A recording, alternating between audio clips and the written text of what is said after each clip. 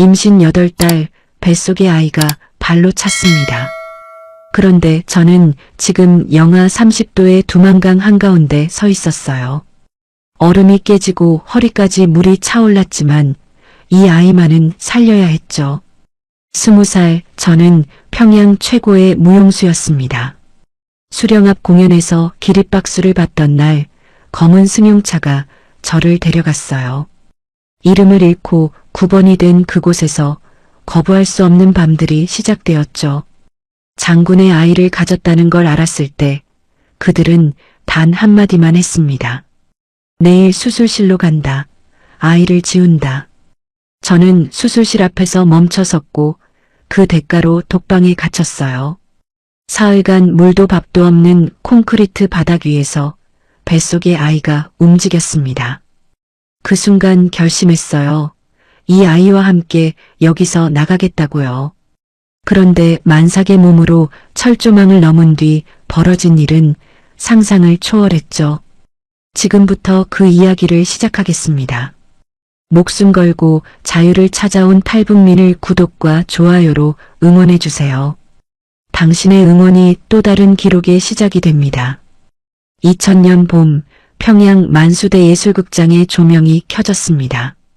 3000석 객석이 가득 찬 그 무대 위에 저 혼자 서 있었어요. 심장이 터질 것 같았지만 음악이 시작되는 순간 몸이 먼저 움직였죠.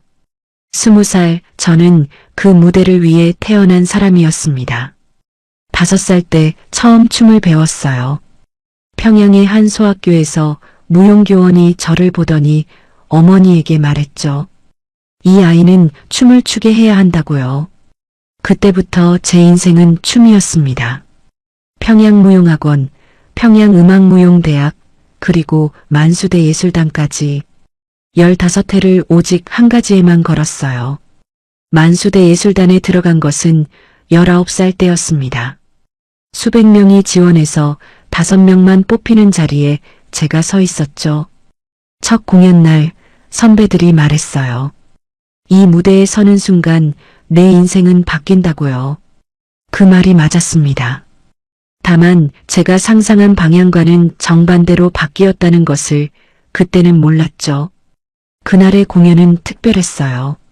수령이 직접 관람하는 공연이었기 때문이었죠. 극장 전체에 긴장감이 흘렀고 단원들의 얼굴이 하나같이 굳어 있었습니다. 실수하면 끝이라는 것을 모두가 알고 있었어요. 저는 이 임무의 주역이었죠. 파트너와 함께 연습한 동작을 1000번은 반복했지만 그래도 손끝이 떨렸습니다. 커튼이 올라가고 조명이 저를 비추는 순간 떨림이 사라졌어요. 음악이 몸 안으로 스며들었고 발끝이 무대를 차올랐죠. 3000개의 시선이 저에게 쏟아졌지만 두렵지 않았습니다. 오히려 날아오르는 기분이었어요.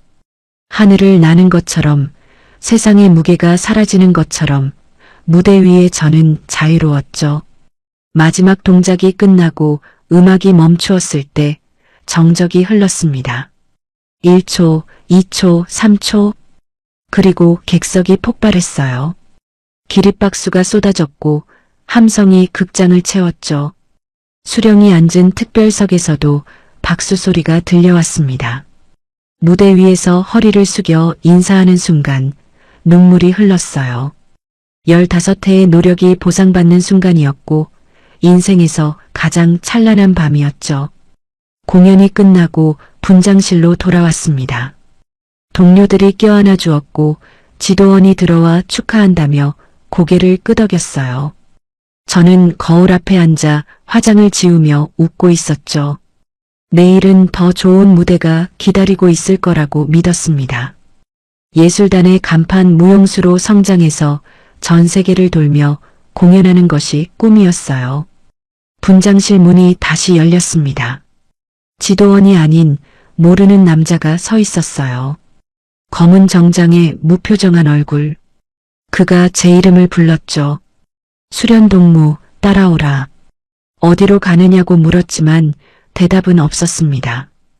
복도를 지나 극장 뒷문을 나서니 검은 승용차 한 대가 엔진을 켠 채 서 있었어요.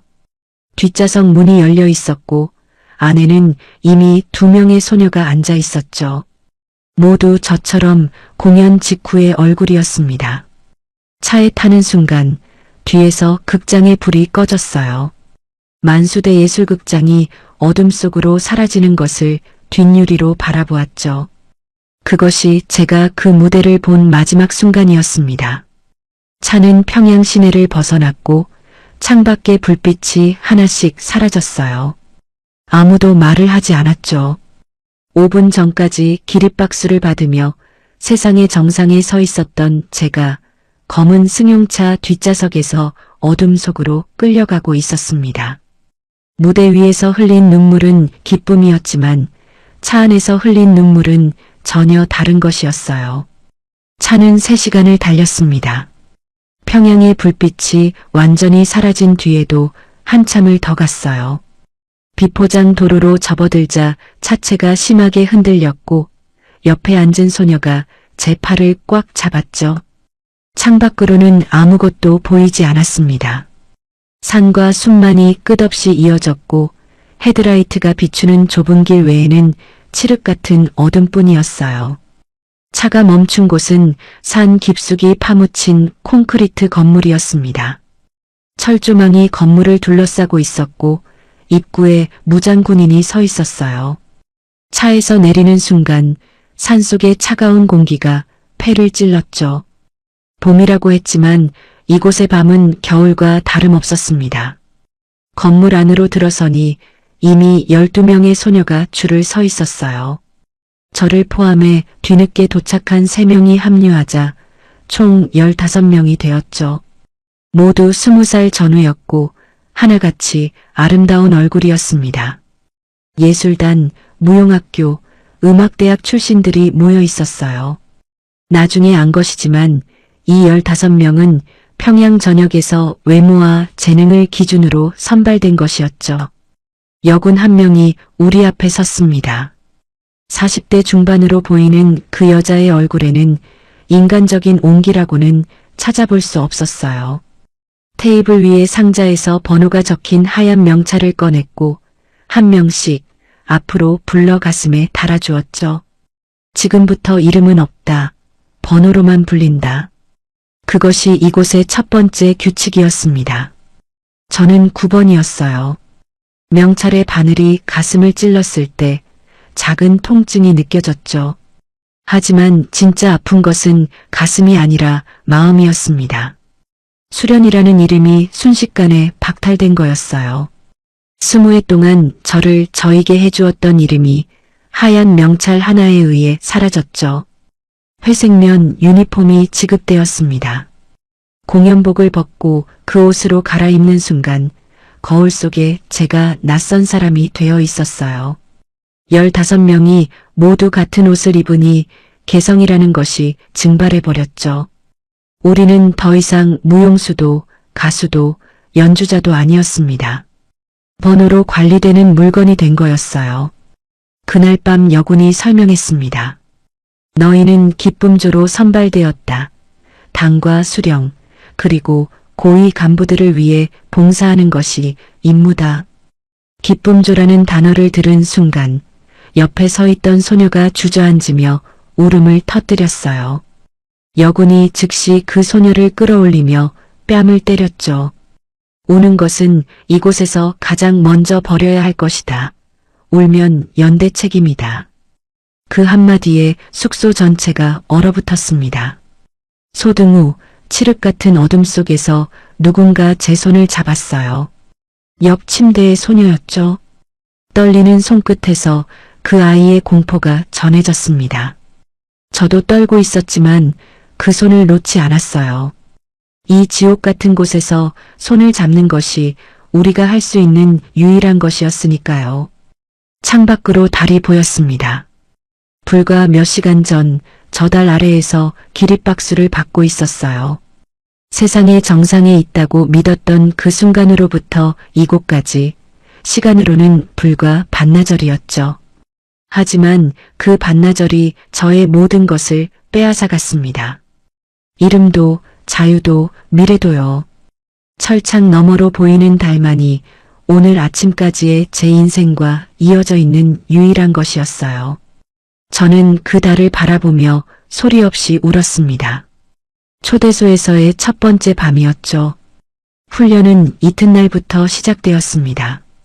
새벽 5시에 기상해서 밤 10시까지 하루 17시간이 빈틈없이 채워졌어요. 오전에는 춤과 노래, 오후에는 접대 예절과 대화법, 저녁에는 복장과 화장 훈련이 이어졌죠. 무대 위에서 추던 춤과는 완전히 다른 종류의 것이었습니다. 아름다움이 아니라 유혹이 목적이었어요. 예술이 아니라 접대가 본질이었죠. 만수대 예술단에서 갈고 닦은 기술이 이런 식으로 쓰일 줄은 상상도 못했습니다. 거울 앞에서 훈련받은 동작을 따라 할 때마다 영혼이 깎여나가는 기분이었어요. 한 달간의 훈련이 끝나고 첫 연회가 열렸습니다. 별관 연회장에 들어서는 순간 숨이 멎었어요. 샹들리에가 천장에서 빛을 쏟아내고 있었고 테이블 위에는 고난의 행군 시절 인민이 꿈도 꾸지 못할 음식들이 쌓여 있었죠. 쇠고기, 해산물, 외국산 과일, 양주. 바깥에서 사람들이 굶어 죽어가던 그 시절에 이곳은 풍요로 넘쳐났습니다. 테이블 주위에 군복을 입은 남자들이 앉아 있었어요. 별이 달린 군복, 기름진 얼굴, 술잔을 기울이며 웃는 입. 그 눈빛이 우리를 훑는 순간 온몸에 소름이 돋았죠. 사람을 보는 눈이 아니었습니다. 물건을 고르는 눈이었어요. 15명이 일렬로 서서 인사를 했고 간부들이 하나씩 소녀를 지목했습니다. 저를 가리킨 것은 50대 초반의 장군이었어요. 인민군 중장, 별셋이 달린 군복을 입은 남자였죠. 그의 옆에 앉는 순간 술 냄새와 담배 냄새가 코를 찔렀습니다. 두꺼운 손이 제 어깨를 잡았을 때 피부 밑으로 혐오감이 올라왔지만 표정을 바꿀 수 없었어요. 훈련받은 대로 미소를 유지했죠. 그날 이후 장군은 저를 전담으로 지정했습니다. 모든 연회에서 저는 그의 옆자리였어요. 다른 소녀로 바꿔달라고 여군에게 한 번 말한 적이 있었죠. 돌아온 것은 뺨 2대와 식사 박탈이었습니다. 거부는 선택지에 없었어요. 연회가 끝난 뒤의 시간이 진짜 지옥이었습니다. 별관의 특별실로 불려가는 밤들이 시작된 거였어요. 처음 그 문 앞에 섰을 때 다리가 움직이지 않았죠. 여군이 등을 밀었고 문이 닫혔습니다. 그 안에서 무슨 일이 있었는지는 말로 표현할 수 없어요. 다만 한 가지, 그 방에서 나올 때마다 거울 속에 제 눈에서 빛이 하나씩 꺼져갔다는 것만 말할 수 있죠. 장군은 한 달에 3-4번 초대소를 찾아왔습니다. 그때마다 저는 붉은 옷을 입고 화장을 하고 미소를 지어야 했어요. 이름 대신 예쁜이라고 불렀죠. 자기 소유물에게 애칭을 붙이듯이요. 저는 9번도 수련도 아닌 그의 예쁜이가 되어야 했습니다. 밤마다 숙소로 돌아오면 샤워실에서 1시간씩 물을 틀어놓았어요. 뜨거운 물이 피부를 붉게 물들릴 때까지 문질렀지만 그의 손길이 닿았던 자리는 씻겨지지 않았죠. 피부 위에 더러움이 아니라 뼛속까지 스며든 것이었으니까요. 같은 처지의 소녀들도 마찬가지였습니다. 샤워실 앞에는 매일 밤 줄이 섰고 아무도 말을 하지 않았어요. 흐르는 물소리만이 울음을 대신했죠. 석 달이 지나자 장군의 방문 빈도가 잦아졌습니다. 한 달에 3-4번이던 것이 일주일에 2번으로 늘었어요. 여군은 그것을 영광이라고 했죠. 장군이 9번을 각별히 아낀다. 잘 모시라. 그 말을 듣는 순간 구역질이 치밀어 올랐지만 삼켰습니다. 이곳에서 감정을 드러내는 것은 죽음과 같았으니까요. 동기들이 하나둘 사라지기 시작한 것도 그 무렵이었어요. 15명 중 2명이 한 달 사이에 없어졌죠. 한 명은 연회에서 울음을 터뜨렸고 다른 한 명은 간부에게 저항했다는 이유였습니다. 사라진 뒤 돌아온 사람은 없었어요. 여군은 그들에 대해 한마디도 하지 않았고 우리도 묻지 못했죠. 공포가 일상이 된 초대소에서 저는 살기 위해 미소 짓는 법을 완벽하게 익혀가고 있었습니다. 그것이 생존이었고 동시에 천천히 죽어가는 것이기도 했어요. 초대소에 온 지 8달째 되던 아침이었습니다. 눈을 뜨자마자 속이 뒤집어지는 느낌이 밀려왔어요. 침대에서 뛰어내려 화장실로 달려갔죠. 변기 앞에 무릎을 꿇고 구토를 했지만 나오는 것은 위산뿐이었습니다. 전날 저녁도 제대로 먹지 못했으니까요.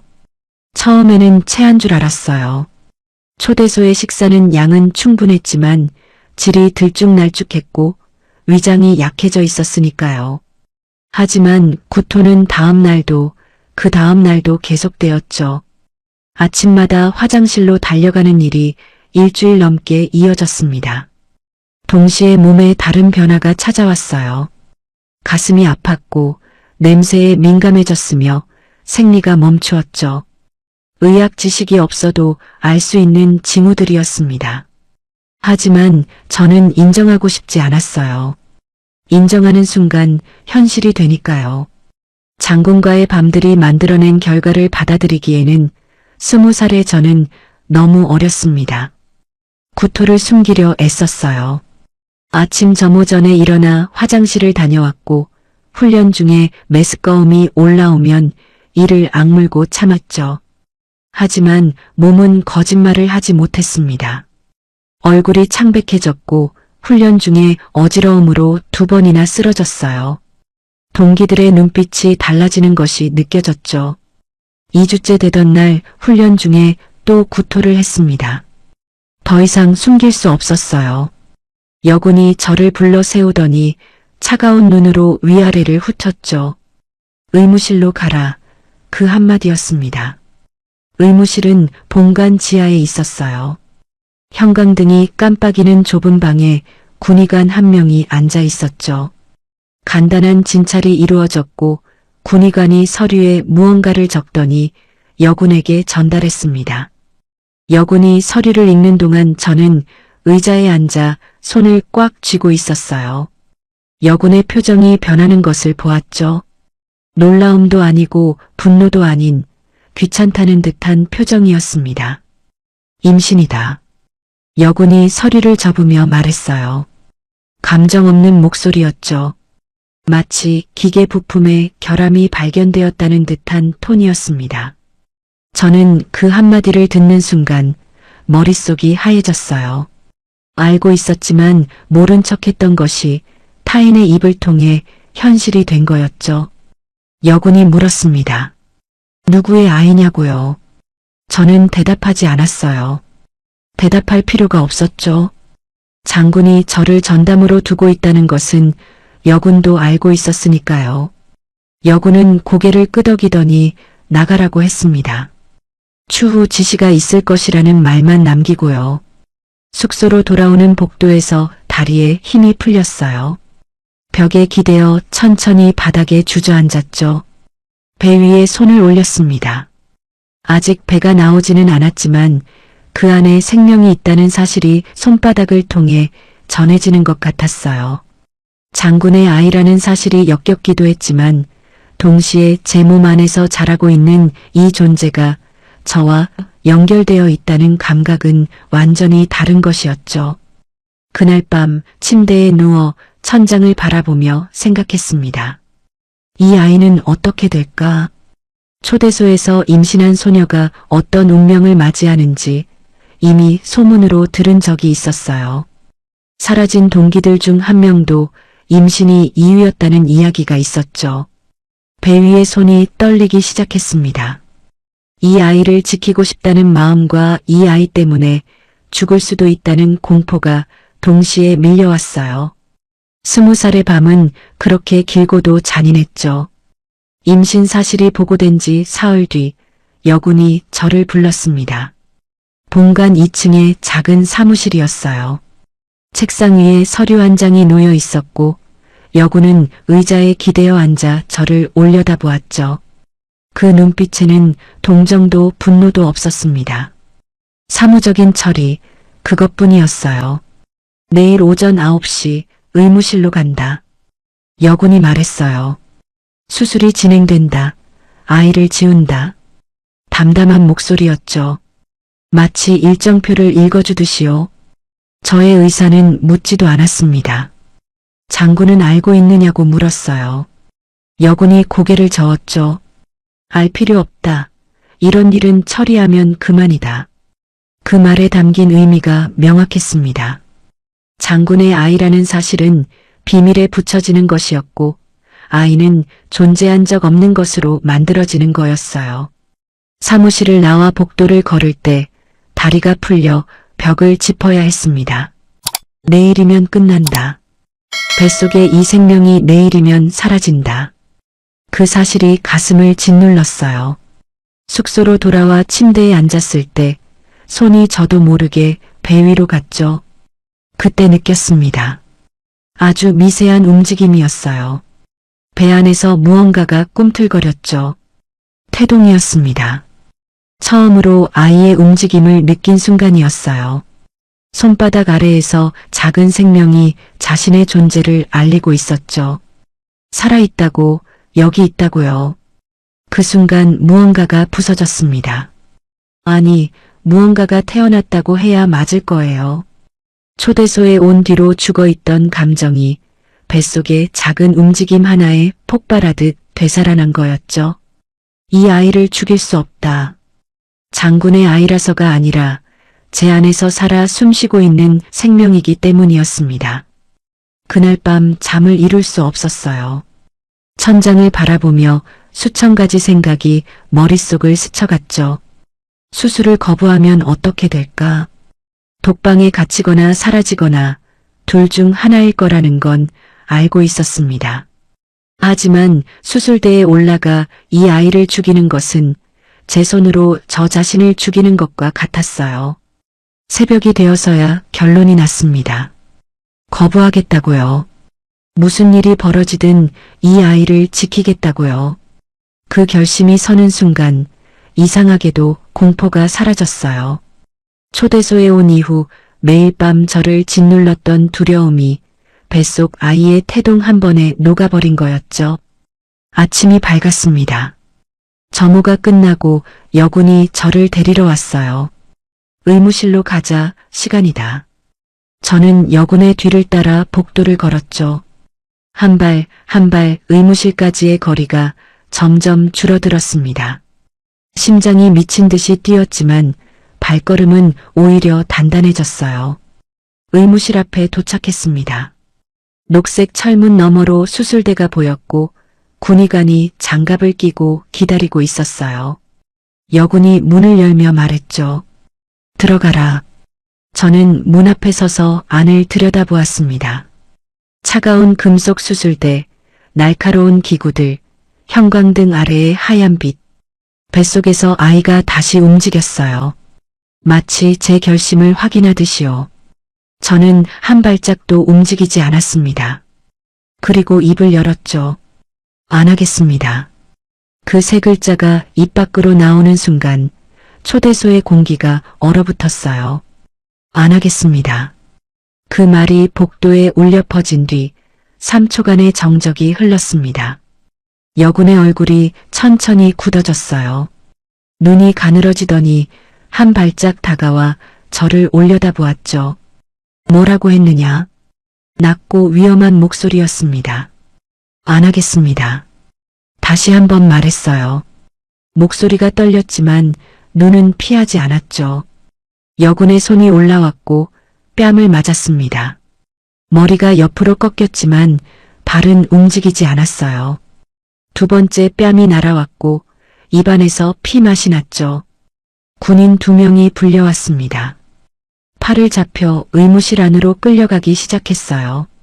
발이 바닥에서 미끄러졌고 온몸이 끌려가는 것을 느꼈죠. 그 순간 저는 바닥에 주저앉았습니다. 온 힘을 다해 몸을 바닥에 붙이고 두 팔로 배를 감쌌어요. 데려가려면 죽여야 할 것이라는 각오가 온몸에 퍼졌죠. 군인들이 팔을 잡아당겼습니다. 어깨가 빠질 것 같은 통증이 밀려왔지만 놓지 않았어요. 배를 감싼 두 팔을 풀 수 없었죠. 이 팔을 풀면 아이가 죽는다. 그 생각만이 머릿속을 가득 채우고 있었습니다. 여군이 고함을 질렀어요. 당장 일으켜 세워라. 군인들이 더 거칠게 잡아당겼고 저는 비명을 질렀죠. 하지만 그 비명은 고통 때문이 아니었습니다. 분노였어요. 20살 동안 쌓인 초대소에 끌려온 이후 삼켜왔던 장군의 밤들을 견디며 묻어두었던 모든 분노가 한꺼번에 터져나온 거였죠. 복도에 제 소리가 메아리 쳤습니다. 안 해요, 안 한다고요. 되풀이해서 소리쳤어요. 목이 찢어질 것 같았지만 멈출 수 없었죠. 다른 소녀들이 숙소 문틈으로 이 장면을 보고 있었을 겁니다. 하지만 아무도 나오지 않았어요. 나올 수 없었겠죠. 나오는 순간 같이 끌려갈 테니까요. 실랑이가 얼마나 계속되었는지 모릅니다. 10분이었을 수도 30분이었을 수도 있어요. 결국 여군이 손을 들었죠. 군인들에게 명령했습니다. 독방에 넣어라. 그 한마디에 잡아당기던 힘의 방향이 바뀌었어요. 의무실이 아니라 반대쪽 복도로 끌려가기 시작했습니다.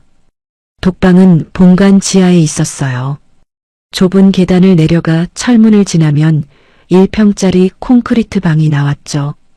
창문도 없고 조명도 없는 사람이 들어가라고 만든 곳이 아닌 공간이었습니다. 철문이 닫히는 순간 세상의 모든 빛이 사라졌어요.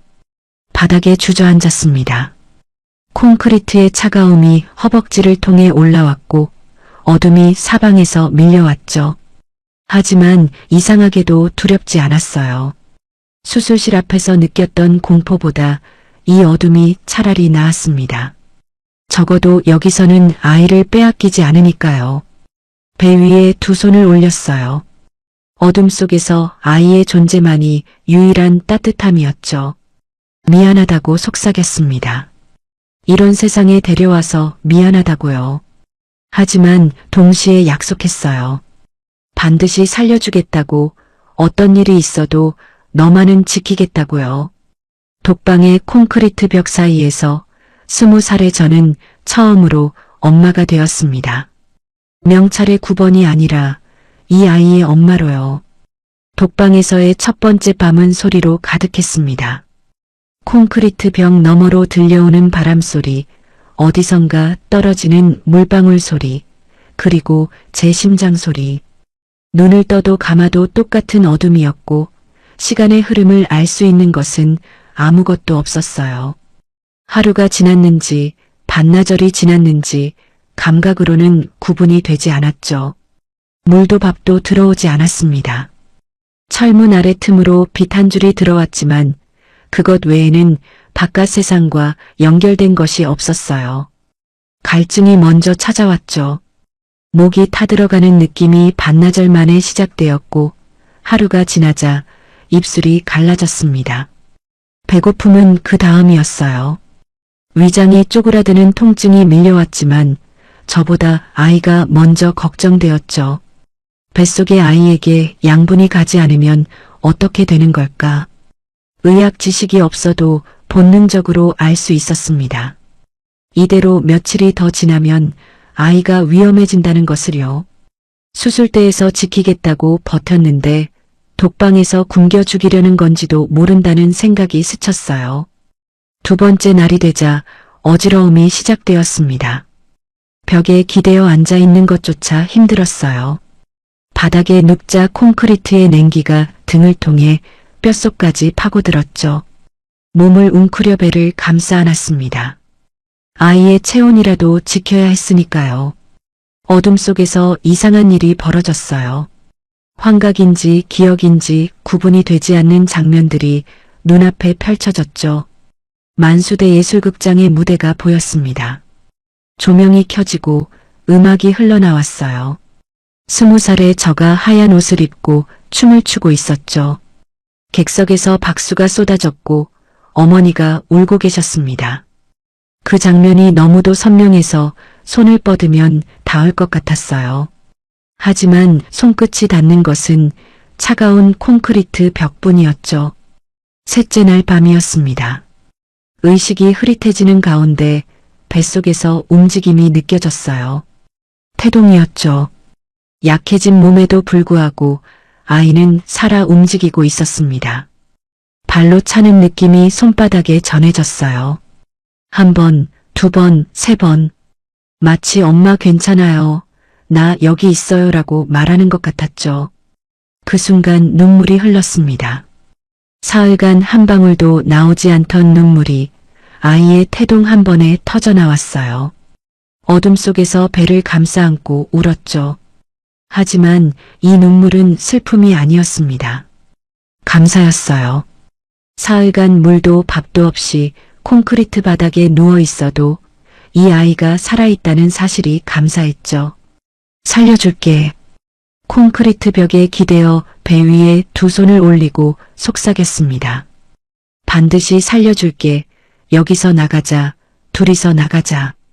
어둠 속에서 아이에게 하는 말이 기도처럼 흘러나왔어요. 이 독방에서 나가면 반드시 탈출하겠다고, 이 아이를 자유로운 곳에서 낳겠다고, 그곳에서 이 아이에게 이름을 지어주겠다고요. 넷째 날 아침 철문이 열렸습니다. 눈을 뜰 수 없을 만큼 밝은 빛이 쏟아졌고 여군의 목소리가 들렸어요. 나와라.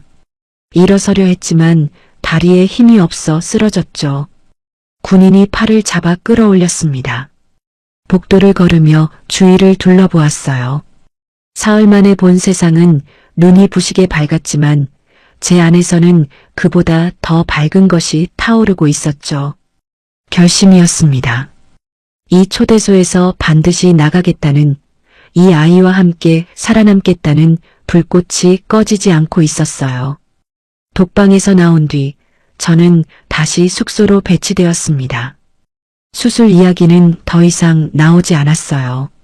여군이 어떤 판단을 내렸는지는 모르지만 아마도 만삭에 가까워지는 임산부에게 강제 수술을 하는 것이 부담이 되었을 수도 있겠죠. 혹은 장군에게 보고가 올라가서 다른 지시가 내려왔을 수도 있었습니다. 이유가 무엇이든 뱃속의 아이가 당장은 안전하다는 것만이 중요했어요. 하지만 안심할 수 없었습니다. 아이를 낳은 뒤 어떻게 될지가 문제였어요. 초대소에서 아이를 낳으면 아이는 어딘가로 보내지고 저는 다시 연애에 투입될 거라는 것이 눈에 보였죠. 아이가 살아있을지조차 보장할 수 없었습니다. 이곳에서 태어난 아이의 존재는 비밀이고 비밀은 이곳에서 처리하는 방법이 정해져 있었으니까요. 탈출을 결심한 것은 독방에서 나온 지 일주일 뒤였습니다. 독방 안에서 아이에게 했던 약속을 지켜야 했어요. 여기서 나가자, 둘이서. 하지만 만삭의 몸으로 철조망을 넘고 산을 넘는다는 것은 정상적으로 생각하면 불가능했죠. 임신 8달, 배가 크게 불러 있었고 체력은 독방 이후로 바닥이었습니다. 일주일 동안 초대소의 구조를 관찰했어요. 경비 교대 시간, 순찰 경로, 철조망의 약한 지점을 눈으로 외웠죠. 매일 밤 창문 너머로 경비병의 움직임을 추적했습니다. 교대 시간은 자정, 새벽 3시, 새벽 6시. 교대 순간에 3분 정도의 공백이 생긴다는 것을 알아냈어요. 문제는 철조망이었습니다. 초대소 전체를 둘러싼 이중 철조망을 넘어야 했어요. 안쪽 철조망과 바깥쪽 철조망 사이에는 3m 정도의 공간이 있었죠. 가위나 도구가 없었으니 맨손으로 넘어야 했습니다. 만삭의 배를 안고요. 결행일을 정했습니다. 보름달이 뜨지 않는 금은밤이었어요. 낮 동안 숙소에서 이불을 찢어 천조각을 만들었죠. 손에 감아 철조망을 잡을 때 상처를 줄이기 위한 것이었습니다.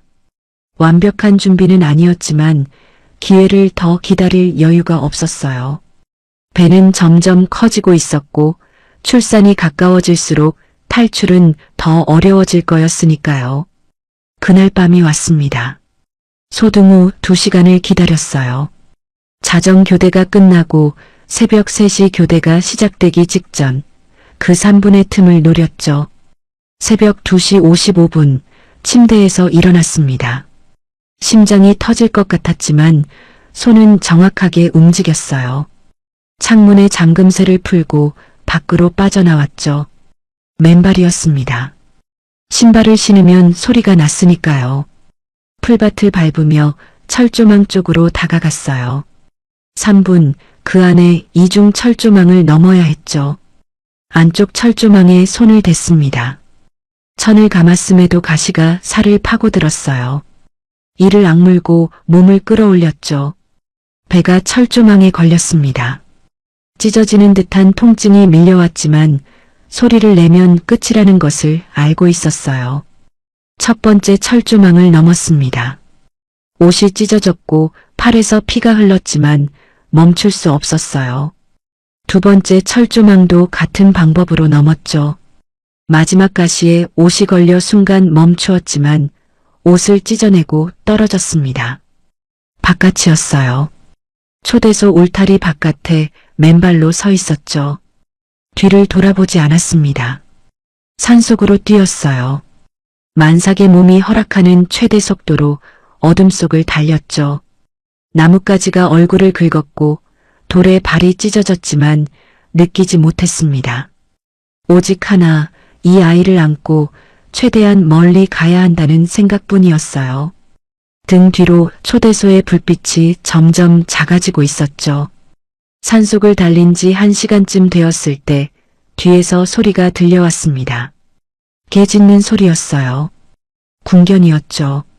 초대소에서 제가 사라진 것을 알아챈 거였습니다. 심장이 얼어붙었어요. 궁견이 냄새를 추적하면 아무리 멀리 도망쳐도 잡히는 건 시간 문제였으니까요. 본능적으로 방향을 틀었습니다. 산 아래쪽으로 내려가다 보면 계곡이 있을 거라고 짐작했어요. 물에 들어가면 냄새가 지워진다는 것을 어릴 때 들은 기억이 있었죠. 경사가 급한 비탈을 미끄러지듯 내려갔습니다. 만삭의 배가 앞으로 쏠려 균형을 잡기 어려웠지만 나무줄기를 붙잡으며 간신히 내려갔어요. 계곡이 보였습니다. 좁은 물줄기가 바위 사이를 흐르고 있었어요. 지체하지 않고 물속으로 들어갔죠. 발이 닿는 순간 온몸에 전류가 흐르는 것 같았습니다. 영하에 가까운 물이었어요. 가을에서 겨울로 넘어가는 북한의 산골 계곡물은 살을 애는 차가움이었죠. 허리까지 물에 잠긴 채 계곡을 따라 걸었습니다. 상류 쪽으로 올라갔어요. 추격자들이 하류 쪽으로 수색할 것이라 짐작했기 때문이었죠. 물속에서 발을 옮길 때마다 바위에 부딪혀 피가 났지만 느끼지 못했습니다. 이미 온몸이 마비되기 시작했으니까요. 그때 배에서 극심한 통증이 밀려왔어요. 찬물에 의한 수축이었죠. 만삭의 자궁이 차가움에 반응해 쪼그라드는 느낌이 하복부를 관통했습니다. 무릎이 꺾였고 물속에서 몸이 앞으로 쓰러질 뻔했어요. 바위를 붙잡고 간신히 버텼죠.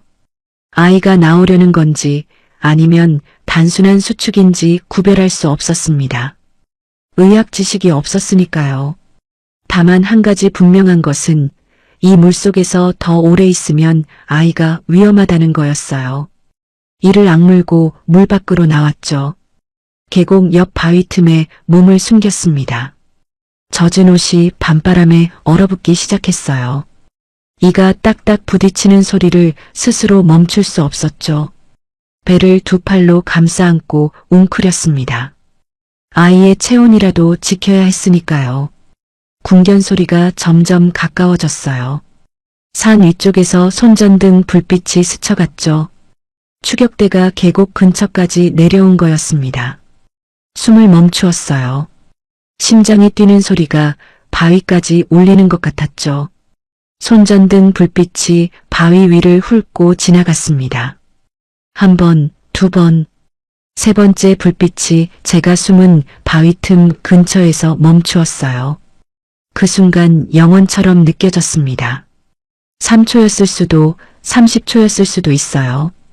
불빛이 바위 주변을 더듬다가 천천히 다른 방향으로 옮겨갔죠.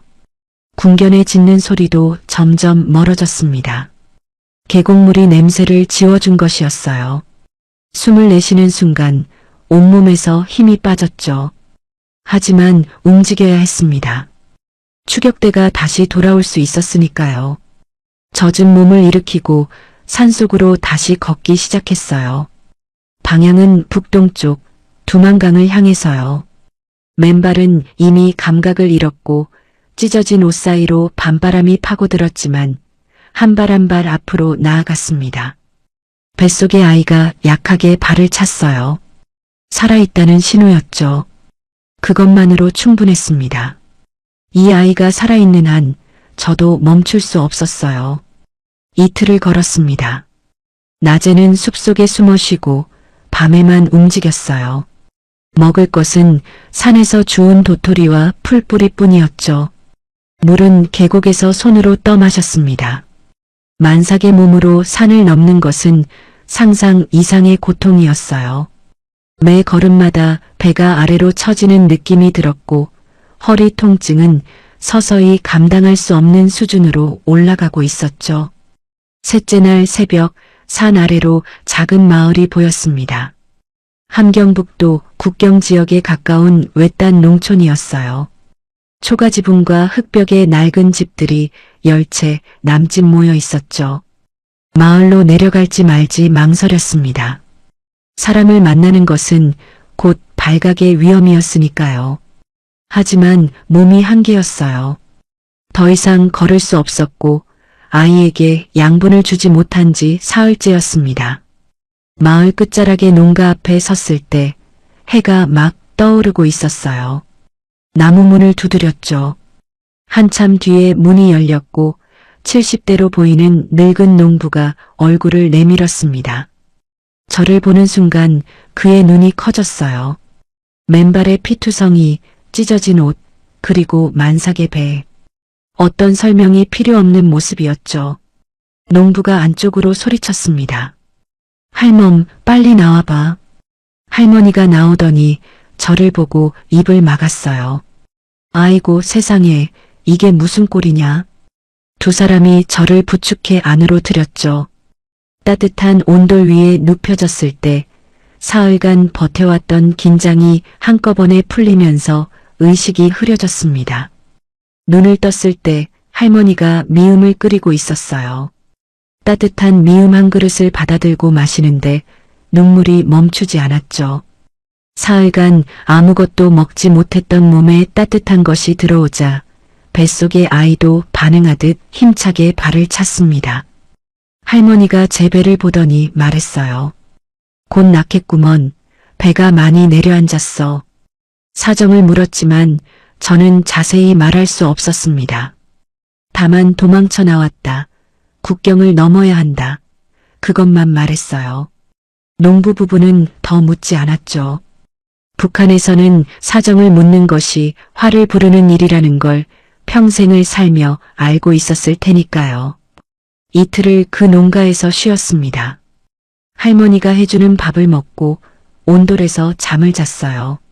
사흘 만에 처음으로 따뜻한 곳에서 눈을 감았죠. 하지만 편히 쉴 수 없었습니다. 초대소에서 추격대를 보냈을 것이고 이 근방까지 수색이 확대되는 건 시간 문제였으니까요. 둘째 날 저녁 농부가 급히 들어왔습니다. 마을에 보이부 사람들이 왔다. 집집이 다니며 수상한 사람을 찾고 있다고요. 얼굴이 하얘졌어요. 여기 있으면 농부 부부까지 잡혀간다는 것을 알고 있었죠. 농부가 말했습니다. 여기서 북동쪽으로 하루 거리에 두만강이 있다. 강 건너가 중국이다. 이 길을 따라가면 도화지점이 나올 것이다. 투박한 손으로 흙바닥에 지도를 그려주었어요. 할머니는 주먹밥 2개와 솜을 넣은 겨울 외투를 건넸죠. 이것밖에 못해줘서 미안하다며 할머니의 눈에 눈물이 고였습니다. 문을 나서며 뒤를 돌아보았어요. 늙은 부부가 문간에 서서 저를 바라보고 있었죠. 이름도 모르는 두 사람이 자신들의 안전을 걸고 만삭의 도망자를 숨겨준 거였습니다. 절을 했어요. 깊이 허리를 숙였죠. 그 은혜를 갚을 날이 올지 알 수 없었지만 살아서 이 아이를 낳으면 반드시 이 사람들을 기억하겠다고 마음속으로 맹세했습니다. 밤의 산길로 다시 걸어 들어갈 때 등 뒤에서 할머니의 작은 목소리가 들렸어요. 부디 무사히 가거라. 그 한마디가 한참 동안 귓가를 떠나지 않았죠. 농가를 떠난 지 하루 만에 두만강에 도착했습니다. 할머니가 건네준 주먹밥 2개를 아껴 먹으며 밤새 걸었어요. 해가 뜨기 전에 강변에 닿아야 했죠. 낮에 강가에 서 있으면 국경 경비대에게 발각되니까요. 새벽 3시쯤이었을 겁니다. 숲을 빠져나오니 눈앞에 강이 펼쳐졌어요. 두만강이었죠. 상류 쪽이라 강폭이 좁았지만 그래도 30m는 되어 보였습니다. 강의 절반은 얼어 있었고 나머지 절반은 검은 물이 흐르고 있었어요. 완전히 얼지 않은 강을 건너야 했죠. 강 건너편에 희미한 불빛이 보였습니다. 중국이었어요. 자유가 불과 30m 건너에 있었죠. 하지만 그 30m가 지옥과 천국만큼의 거리였습니다. 만삭의 몸으로 얼음과 물이 뒤섞인 강을 건너야 했으니까요. 옷을 최대한 조여 묶었습니다. 할머니가 준 외투를 배 위에 단단히 감아 아이라도 따뜻하게 하려 했어요. 신발은 없었지만 어차피 물속에서는 상관없었죠. 강둑을 내려서며 기도했습니다. 신을 믿었던 것은 아니지만 그 순간만큼은 무엇이라도 붙잡고 싶었어요. 첫 발을 디딘 순간 세상이 멈추었습니다. 얼음 위에 발을 올리자 발바닥에서 전기가 올라오는 것 같았어요. 영하 30도의 추위가 발끝에서 시작해 다리를 타고 올라왔죠. 이를 악물고 앞으로 나아갔습니다. 10걸음쯤 갔을 때 얼음이 끝나고 물이 시작되었어요. 발목, 무릎, 허벅지, 허리. 물이 차오를 때마다 숨이 끊어지는 것 같았죠. 심장이 멈추는 듯한 충격이 전신을 관통했습니다. 뇌가 돌아가라는 명령을 보냈지만 다리는 앞으로 움직였어요. 강 한가운데쯤 왔을 때 발밑에 얼음이 깨졌습니다. 순간적으로 허리까지 물에 빠졌어요. 차가운 물이 배를 감쌌고 아이가 격렬하게 움직이기 시작했죠.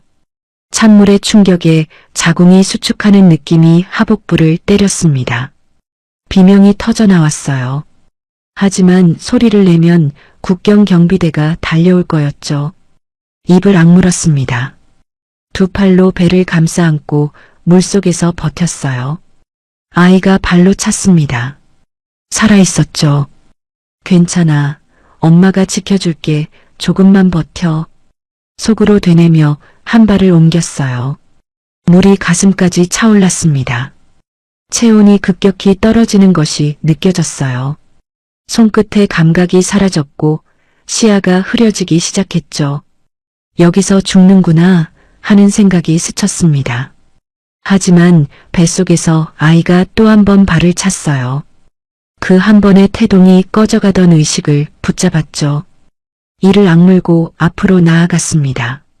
물속에서 다리를 끌며 한 발 한 발. 얼마나 걸었는지 모릅니다. 손끝에 딱딱한 것이 닿았을 때 그것이 강둑의 바위라는 것을 인식하기까지 몇 초가 걸렸어요. 중국 쪽이었죠.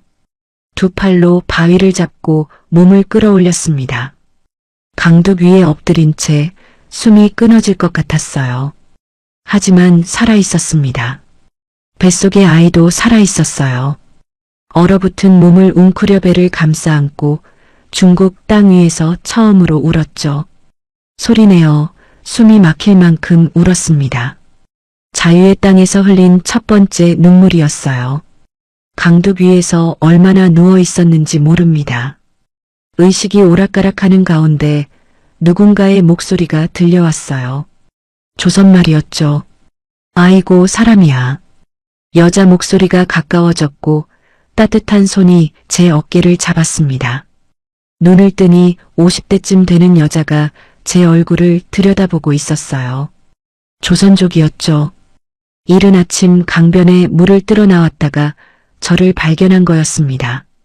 저의 모습을 보고 즉시 상황을 파악했어요. 젖은 옷, 만삭의 배, 강 건너편이 북한이라는 것. 설명이 필요 없었죠. 여자가 저를 부축해 일으켰습니다. 걸을 수 없었어요. 다리가 얼어서 감각이 없었죠. 여자가 자기보다 큰 저를 어깨에 걸치다시피 해서 마을까지 데려갔습니다. 작은 농가의 문을 열고 안으로 들어서는 순간 온돌의 따뜻함이 전신을 감쌌어요. 그때서야 제 몸이 얼마나 차가웠는지를 깨달았죠. 여자의 이름은 순자라고 했습니다.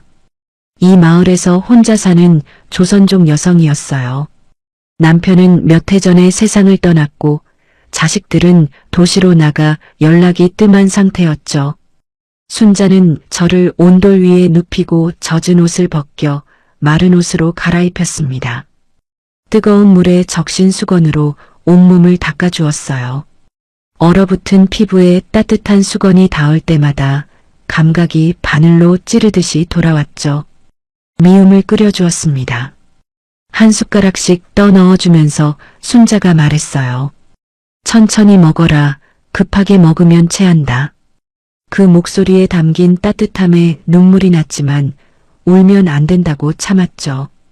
울면 뱃속의 아이에게 좋지 않을 것 같았으니까요. 그런데 그날 저녁 예상치 못한 일이 시작되었습니다. 하복부에서 주기적인 통증이 밀려왔어요. 처음에는 강을 건너며 생긴 수축의 여파라고 생각했죠. 하지만 통증의 간격이 점점 줄어들었습니다. 30분, 20분, 15분. 순자가 제 얼굴을 보더니 말했어요. 이거 진통이다. 진통이라는 말에 눈앞이 캄캄해졌습니다. 예정일보다 보름이나 이른 것이었어요. 두만강의 차가운 물이 조기 진통을 유발한 거였죠. 병원에 가야 했지만 갈 수 없었습니다. 탈북자가 중국 병원에 가면 즉시 공안에 신고되고 북송되는 것이 현실이었으니까요. 순자가 결단을 내렸어요. 여기서 나아야 한다. 내가 도와주겠다. 예전에 마을에서 산파 역할을 해본 적이 있다고 했죠. 부엌 바닥에 이불을 깔고 뜨거운 물을 끓이기 시작했습니다. 수건과 가위를 준비하면서 순자의 손도 떨리고 있었어요. 하지만 그 떨리는 손이 세상에서 유일하게 믿을 수 있는 손이었죠. 진통 간격이 5분으로 줄어들었습니다. 통증이 밀려올 때마다 세상이 쪼그라드는 것 같았어요. 이를 악물었지만 비명이 새어나왔죠. 순자가 제 손을 잡으며 말했습니다. 소리 지르지 마라. 이웃이 들으면 안 된다. 그 말에 입술을 깨물었어요. 탈북자인 저를 숨겨주고 있다는 것 자체가 순자에게도 위험한 일이었으니까요. 밤이 깊어갔습니다. 진통은 점점 강해졌고 간격은 3분으로, 2분으로, 1분으로 줄어들었어요. 부엌 바닥에서 이불을 움켜쥐며 저는 인생에서 가장 긴 밤을 보내고 있었죠. 자정을 넘긴 시각이었습니다. 진통이 절정에 달했어요. 온몸이 찢어지는 것 같았고 의식이 사라질 것 같은 고통이 파도처럼 밀려왔다 빠져갔죠. 순자가 제 무릎 사이에 앉아 손을 준비하고 있었습니다. 힘줘라, 보인다. 순자의 목소리가 들렸어요. 힘을 주었습니다. 온몸의 힘을 배에 모았죠. 독방에서 사흘을 버텼던 힘, 철조망을 넘었던 힘, 두만강을 건넜던 힘. 지난 몇 달간 죽지 않으려고 끌어모았던 모든 것이 이 순간에 쏟아졌어요. 소리를 지르면 안 된다는 것을 알았지만 입술을 깨물어 피가 날 지경이었죠. 한 번, 두 번, 세 번. 힘을 줄 때마다 세상이 하얘졌다가 돌아왔어요. 네 번째에 무언가가 빠져나가는 느낌이 들었죠. 그리고 순자의 목소리가 들렸습니다. 나왔다. 울어라 울어. 1초의 정적. 그리고 울음소리가 터져나왔어요. 작지만 힘찬 이 세상에 처음 내지르는 소리. 아이의 울음이 작은 부엌을 가득 채웠죠. 순자가 아이를 수건에 감싸 제 가슴 위에 올려놓았을 때 저는 모든 것을 잊었습니다. 아들이었어요. 작고 붉은 얼굴에 눈을 꽉 감고 있었죠. 주먹을 불끈 쥐고 울고 있는 그 모습이 세상에서 가장 아름다운 것이었습니다. 품에 안는 순간 아이의 울음이 잦아들었어요. 제 체온을 느낀 건지 심장 소리를 들은 건지 모르겠지만 아이가 울음을 멈추고 제 가슴에 얼굴을 묻었죠. 눈물이 쏟아졌습니다. 초대소에서도 독방에서도 두만강에서도 삼킨 눈물이 한꺼번에 터져나왔어요. 하지만 이 눈물은 지금까지의 어떤 눈물과도 달랐죠. 고통의 눈물이 아니었습니다. 기쁨이었어요. 순수하고 압도적인 기쁨. 이 아이가 살아서 제 품에 있다는 기쁨이었죠. 순자도 울고 있었어요. 수건으로 눈물을 닦으며 말했죠. 잘했다. 아이가 건강하다. 참 잘했어. 그 말에 또 울었습니다. 부엌 바닥에 누워 갓 태어난 아이를 안고 우는 21살의 여자와 옆에서 같이 우는 50대의 조선족 여성. 중국 변방의 작은 농가 부엌이 그 밤 세상에서 가장 거룩한 장소였어요. 젖을 물렸습니다. 아이가 본능적으로 젖꼭지를 찾아 빨기 시작했어요. 작은 입이 움직이는 것을 바라보며 저는 이 아이에게 이름을 지어주겠다고 독방에서 했던 약속을 떠올렸죠. 자유라는 뜻을 담고 싶었습니다. 이 아이가 자유로운 곳에서 태어났으니까요. 정확히는 자유를 향해 건너온 강 너머에서 태어났으니까요. 하지만 안심할 수 없었습니다. 아이의 울음소리가 밖으로 새어나갔을 수도 있었어요. 순자가 말했죠. 오래 있으면 안 된다. 공안이 이 근처를 수시로 단속한다. 2, 3일 안에 떠나야 한다. 갓 낳은 아이를 안고 다시 도망쳐야 한다는 현실이 밀려왔지만 더 이상 두렵지 않았어요. 이 아이를 안고 두만강을 건넌 것에 비하면 못할 것이 없었죠. 순자의 부엌에서 갓 태어난 아들을 품에 안은 채 저는 처음으로 자유를 느꼈습니다. 초대소에서 빼앗겼던 이름도 번호로 불렸던 시간도 장군의 밤들도 이 아이의 울음소리 앞에서는 아무것도 아니었어요. 9번이 아니라 이 아이의 엄마로서 수련이라는 이름을 되찾은 밤이었죠. 출산 이틀 뒤 순자의 집을 떠나야 했습니다. 몸은 출산의 후유증으로 걸음을 옮기기도 힘들었지만 공안의 단속이 이 마을까지 올 수 있다는 순자의 경고를 무시할 수 없었어요. 순자가 브로커 연락처를 하나 알려주었죠. 연변 쪽에 탈북자를 도와주는 사람이 있다고요. 갓 태어난 아이를 가슴에 묶었습니다. 순자가 만들어준 포대기로 아이를 단단히 감싸 제 몸에 밀착시켰어요. 아이의 심장 소리가 제 가슴에 전해졌고 제 체온이 아이를 감싸는 것이 느껴졌죠. 이 아이만 있으면 어디든 갈 수 있다는 확신이 들었습니다. 순자가 문 앞에서 아이의 이마에 입을 맞추었어요. 부디 건강하게 자라라. 이 아이는 복이 있을 거다. 그리고 제 손에 봉투 하나를 쥐어주었죠. 안에는 중국 돈 300위안이 들어있었습니다. 혼자 사는 늙은 여자에게 적지 않은 돈이었을 거예요. 괜찮다며 밀어냈지만 순자가 손을 꽉 잡으며 말했어요. 이거라도 가져가 아이한테 써. 그 손의 온기가 오래도록 남았죠. 브로커를 만나기까지 이틀이 걸렸습니다. 낮에는 산속에 숨어 아이에게 젖을 물리고 밤에만 움직였어요. 아이는 놀라울 만큼 조용했죠. 포대기 안에서 제 심장 소리를 들으며 대부분의 시간을 잠들어 있었습니다. 하지만 배가 고프면 울었어요. 그 작은 울음소리가 밤의 정막 속에서는 사이렌처럼 크게 울렸죠. 울음이 시작되면 즉시 젖을 물렸습니다. 아이가 젖을 빨기 시작하면 울음이 멈추었어요. 하지만 젖이 충분히 나오지 않았죠. 출산 후 제대로 먹지 못한 탓이었습니다. 아이가 젖을 빨다 울음을 터뜨리면 가슴이 찢어지는 것 같았어요. 브로커는 40대 조선족 남자였습니다. 300위안으로는 부족하다고 했어요. 하지만 아이를 보더니 한숨을 쉬었죠. 아이가 있으면 동남아 루트는 불가능하다. 기차로 남쪽까지 내려가서 선교사에게 인계해주겠다. 비용은 나중에 갚으라고 했습니다. 기차를 탈 때가 가장 위험했어요. 공안이 역마다 검문을 하고 있었으니까요. 브로커가 위조 신분증을 만들어 주었습니다. 조선족 여성으로 위장했어요. 아이를 포대기에 감싸고 모자를 눌러 쓴 채 기차에 올랐죠. 심장이 목구멍까지 올라왔지만 얼굴에는 평범한 표정을 유지해야 했습니다. 기차 안에서 아이가 울기 시작했어요. 옆 좌석에 중국인 여자가 쳐다보았죠. 젖을 물리며 고개를 숙였습니다. 아이가 젖을 빨자 울음이 멈추었어요. 하지만 가슴이 쿵쿵 뛰는 것은 멈출 수 없었죠. 곤명까지 기차로 3일이 걸렸습니다. 그 3일 동안 아이는 5번 울었고 5번 모두 젖을 물려 멈추게 했어요.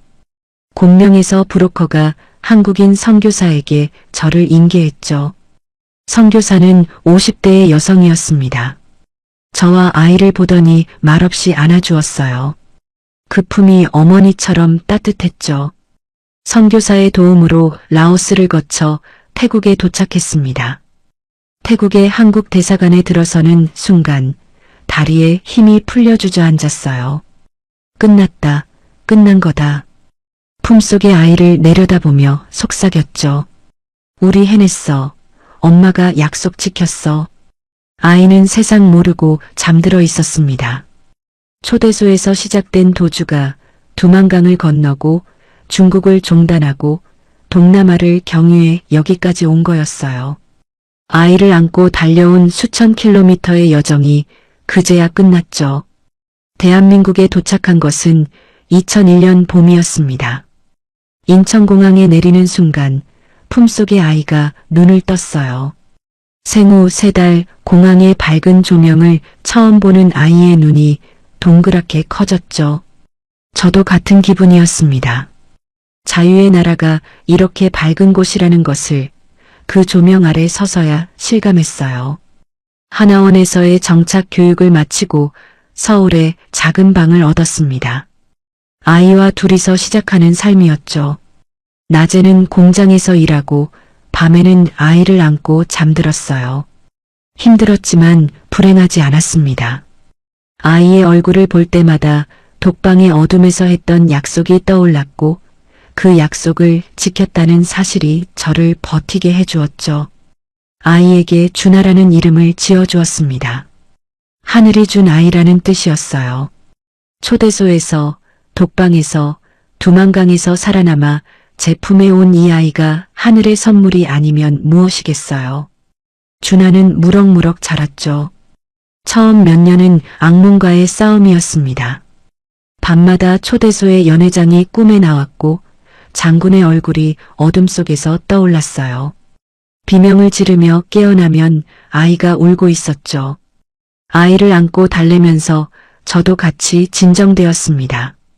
아이가 저를 살린 건지 제가 아이를 살린 건지 모르겠어요.